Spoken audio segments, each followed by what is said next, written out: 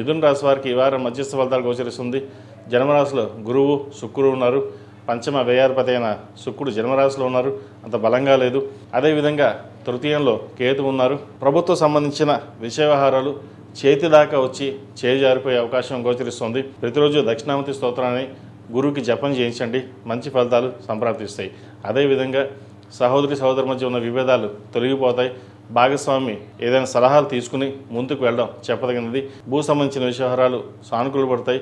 ముఖ్యంగా సంతానం సంబంధించిన విషయవహారాలు సానుకూలంగా ఉండి సంతానంలో జ్యేష్ఠ కుమారుడికి మంచి ఉద్యోగం రావడం, అదేవిధంగా మంచి సంబంధం కుదరడం కూడా జరిగే అవకాశం గోచరిస్తోంది. అదేవిధంగా దశమ స్థానంలో శని బలంగా ఉన్నారు. వీరికి వృత్తిపరంగా ఎన్ని చికాకులు ఉన్నాయో అవి అడ్డంకులు తొలగిపోయి బయటికి రావడానికి ఎంత ప్రయత్నాలు మీరు చేస్తారో అన్ని ప్రయత్నాలు చేయండి.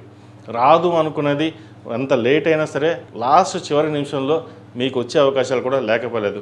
ఇందాక చెప్పినట్టుగా లేట్ అవుతుందని చెప్పాను, కానీ ఎంతవరకు మీరు ప్రయత్నం చేస్తారో అంతవరకు ప్రయత్నం చేయండి. ఖచ్చితంగా మీకు రావాల్సిన బెనిఫిట్ ఏదైతుందో అది ఈ వారం ఖచ్చితంగా వస్తుంది. అదేవిధంగా సాఫ్ట్వేర్ రంగంలో ఉన్న వారికి, అడ్మినిస్ట్రేషన్ MBA సెక్టర్స్లో ఉన్నవారికి, అకౌంటింగ్ సెక్షన్లో ఉన్నవారికి, బ్యాంకింగ్ సెక్టర్లో ఉన్నవారికి కాస్త చికాకుపరమైన ఇబ్బందులు ఉంటాయి.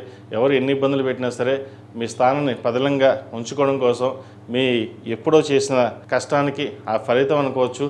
దాని ద్వారా పై అధికారుల మన్నల్ని పొందగలుగుతారు. కాస్త బద్ధకం కూడా ఉంటుంది. వాటిని పక్కన పెట్టుకుని పని మీద ఎక్కువ ధ్యాస పెట్టి ప్రతి కార్యక్రమాన్ని, ప్రతి విషయాన్ని క్షుణ్ణంగా పరిశీలించుకుని అన్ని విషయాలు అందరితో చర్చించకుండా గోప్యంగా ఉంచుకోవడం చెప్పదగినది. భాగ్యస్థానంలో రాహు బలంగా ఉన్నారు. ఏదైనా ఒక కార్యక్రమం తలపెట్టేటప్పుడు సుబ్రహ్మణ్య స్వామి అష్టకం పఠించడం లేదా సుబ్రహ్మణ్య స్వామికి అభిషేకం చేసి కార్యక్రమం ప్రారంభించండి, మంచి ఫలితాలు సంప్రాప్తిస్తాయి. ఈ రాశిలో మించిన విద్యార్థులకు ఈ వారం అనుకూలంగా ఉంది. రావాల్సిన వీటి చక్కగా వస్తుంది.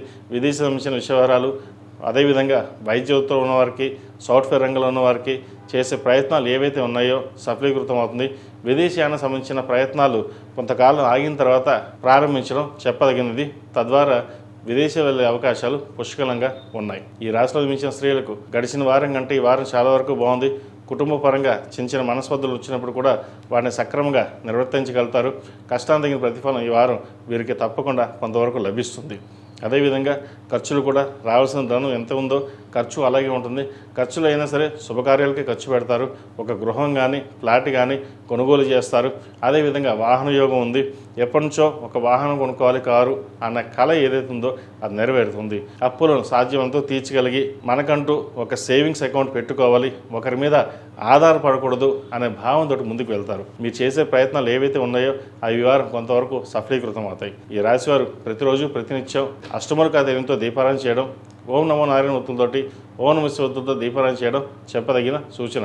ఈ రాశిలో జన్మించిన వారికి కలిసి వచ్చే సంఖ్య 2, కలిసి వచ్చే రంగు తెలుపు. ఏదైనా పని మీద బయటికి శుక్రవారం కానీ శనివారం కానీ మంచి ఫలితాలు సంప్రాప్తిస్తాయి. ఈ పూజస్టోర్.in పసుపు కుంకుమ నుంచి దేవతా విగ్రహాల దాకా అన్ని రకాల పూజలు, వ్రతాలు, గృహప్రవేశం, హోమాది శుభకార్యాలకు కావాల్సిన పూజా సామాగ్రి అంతా ఒక్కొక్క క్లిక్ తోనే మీ ఇంటి వద్దనే పొందండి. ఈ పూజస్టోర్.in